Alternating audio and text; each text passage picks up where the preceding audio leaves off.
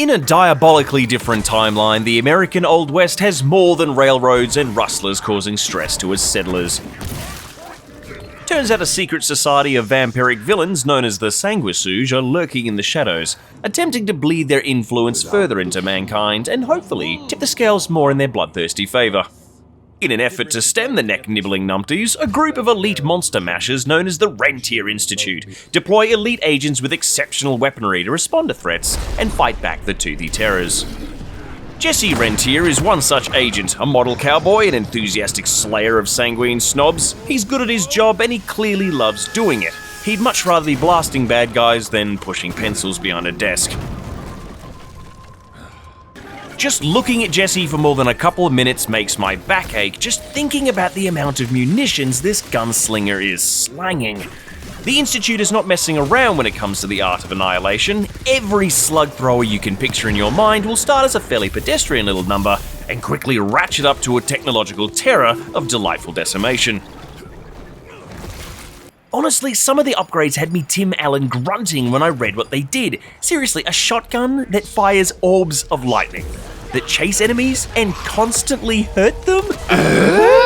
Combat is weighty, meaty, and just all-round excellent. The idea of playing a pseudo-Tesla punk cowboy came with a hefty level of expectations, and I can safely say that they were all either met or well exceeded.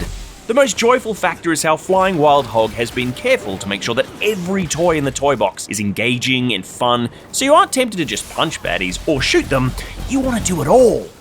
The meaty thuds of punches and the way that Jesse twirls and flourishes his firearms leave you feeling like King Ding Dong of Doo-Doo Mountain. It's electrifying. And that's without even mentioning the Zapper. The Zapper is the bonding agent that weaves all of Evil West's absurd fighting fun together. Bullets are great, as are giant brass knuckles, but a portable Tesla coil glove with the ability to block attacks and snare enemies in fun and unique ways just frames it all beautifully. The brilliant part about dying in Evil West is that when you hit the dirt, you can readily identify how you slipped up. If you're up a certain creek without a paddle, it's because you tossed all your paddles out of the canoe far too quickly, and likely for silly reasons. You have a list of incredible cooldowns as long as your arm, each with monumental effects on an encounter. Do you want to stun absolutely everyone around you and pick a new target? You can do that. Do you want to turn into living lightning and completely decimate lower enemies and maybe mash massive monsters really hard? That's available too. It's about picking the right thing at the right time and making sure that your toy box is open and ready to go.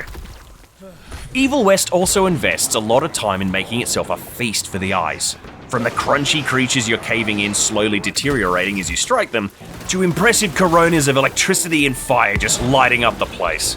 Your range of monsters are all slavering evil, but many have had some unique design cues to make sure they stand out and keep Evil West's world as fresh and frightening as they can. Evil West might wear old school clothes, but under the hood it's a modern stunner. Gorgeous and gutsy, the tale of Jesse Rentier paints a dark world where the best way to illuminate your path forward is probably by way of a shocking Tesla-powered knuckle duster. See you in hell!